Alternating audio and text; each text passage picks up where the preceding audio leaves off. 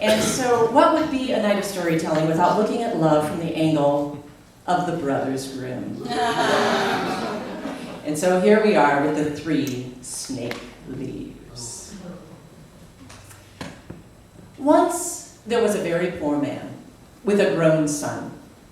Now their situation was dire. There wasn't enough food for both of them. So the son said, "Father, it's time that I go out into the world and I earn my own bread."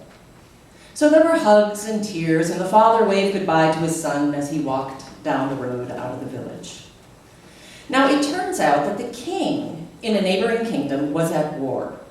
So the young man enlisted in the army, and he soon found himself on the field of battle. There were arrows flying every which way, people dying left and right. And then there was an arrow, that one arrow, it flew through the air, and it hit and killed the captain. Now when that happened, all the soldiers were set to flee. But it was then that the young man stepped up and he said, "No, listen to me!" And he gave this spontaneous motivational speech that was highly effective. And so the soldiers, they stayed, they fought, and they won the battle. Well, when the king heard what had happened on the battlefield, he knew that there was one person to thank, the young man. So he invited him to the castle, gave him riches, gave him a title, made him a lord, made him his right-hand man. Now it so happens that the king had a beautiful daughter. I mean, she was gorgeous, but she was a little whimsical. Because she had declared that she would only marry a man who promised that if she died before he did, he would follow her into the tomb to be buried alive. So, the guys just weren't lining up. But when the young man saw her, he was so taken that he went to the king and asked for her hand in marriage. And the king said, "You do understand her stipulation?" And the young man said, "I do, but I am not afraid." The king, "Okay." So they were married, and they had several very happy years together until the princess became ill. And nothing the doctors could do could save her. And so she died.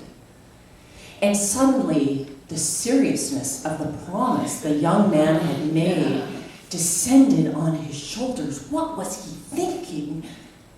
But a promise was a promise. But nonetheless, the king had a guard put on him 24/7.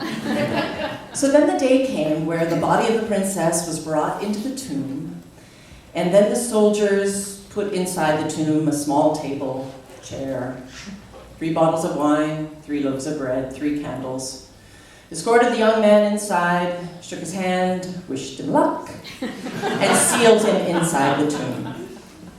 And there he sat, nibbling his bread, sipping his wine, watching his candles burn down. And time passed. And one day he saw some movement in the corner of the tomb. And this snake emerged from a hole. And the snake began to slither across the floor toward the body of the princess. Well, the young man, he leapt up, he pulled out his sword, he said, "As long as I'm alive, you will not touch her." And he took his sword and he chopped that snake, chop, chop, chop, 3 times. And then he sat down in his chair, morose. Well, a few moments passed when a second snake emerged from the corner of the room. And it began to slither toward the body of the dead snake. And when it got to the dead snake, it flicked out its tongue at each of the wounds. And then it turned around, went back down the hole, came back a few moments later with 3 leaves in its mouth. And it went to the body of the dead snake, and over each one of those cuts, it placed a leaf. And no sooner was that 3rd leaf put in place when suddenly the tissues of the dead snake began to fuse together. And that snake began to move, and its tongue began to flick out. It came back to life. And then the 2 snakes disappeared down the hole, leaving those 3 leaves lying there on the floor. Now the young man had just witnessed a miracle. And he looked at those leaves and he thought, could they help me? So he picked up those 3 leaves and he went over to the body of the princess. And he put one on each eye and one on her mouth. And no sooner had he put that leaf on her mouth when suddenly blood began to flush up into her tissues. And she suddenly, and her eyes flickered open. She said, where am I? He explained everything that had happened.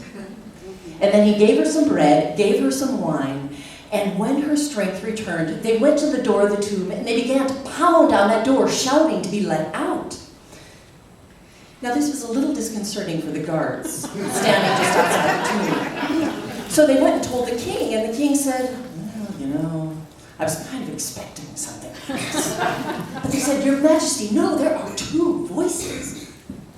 And so the king came and he stood outside the tomb and he listened, and indeed, there were 2 voices. So he ordered the tomb unsealed, and there was his daughter, very much alive, and the young man. Well, the whole palace rejoiced, but the young man had the foresight to pick up those 3 snake leaves. He went to his most trusted servant. He said, carry these with you always and keep them safe, and tell no one. You never know. Now the princess, having come back to life, she was just as beautiful as ever. But something had changed. All the love she had felt for her husband passed out of her heart. And it was about this time that the young man suggested that perhaps they go on a sea voyage, explore other parts of the kingdom. But I gotta tell you, that ship was no sooner out of the harbor than the princess began to flirt shamelessly with the captain. He would pass by and she'd be like, hey, sailor. And he was so smitten, he had her name tattooed on his chest. Well, one night, she went to the sea captain and she said, oh, my sea captain, my love, I have a wicked plan. What do you say we go into my husband's stateroom, we conk him over the head, throw his body overboard. Then we turn this ship around, we go back to my father's kingdom. I will tell my father that my husband got sick and died, and that you were such a comfort to me, and that in time he will allow us to marry, and then you can inherit the kingdom. What do you say, my barnacle Bill the sailor? And he said, I'm in, when shall we do it? She said, no time like the present. So they went into the stateroom, they conked the young man over the head, threw his body overboard, and then she fell into the arms of her muscly captain. Now, as luck would have it, the trusted servant witnessed all of this. So he went to the stern of the ship, lowered a small boat, and rowed after that body. He pulled the body into that little dinghy, and then he reached into his pockets and pulled out the 3 snake leaves. He put one on each eye and one on the young man's mouth. And no sooner had he put that leaf on the mouth than the young man, and his eyes flickered open. And the servant told him everything that had happened. Well, they each grabbed an oar and they rowed back to the kingdom. And they rowed so hard that they beat the ship back. And when they got back, they beached their boat, and then they went into the castle, took a secret passage up to the king's chamber. They caught the king just as he was going to bed. When the young man and his servant suddenly appeared before the king said, well, why are you here? Where is my daughter? The young man told him everything that had happened. And as he listened, the king said, no, really? She did? Oh. Well, you know, I always thought she was a bit of a loose cannon, but I didn't think her capable of this. Well, just then they heard the voice of the princess in the corridor. So the king pulled back a curtain, said to the young man and his servant, here, get behind here, hide, covered them up, just as a princess was coming into the king's chamber. The king said, my daughter, why are you here? And she said, oh, father, it was terrible. My husband died. We had to throw his body overboard, and this captain, he was such a comfort to me in all my distress. Can we marry? And the king said, your husband is dead? She said, yes, it was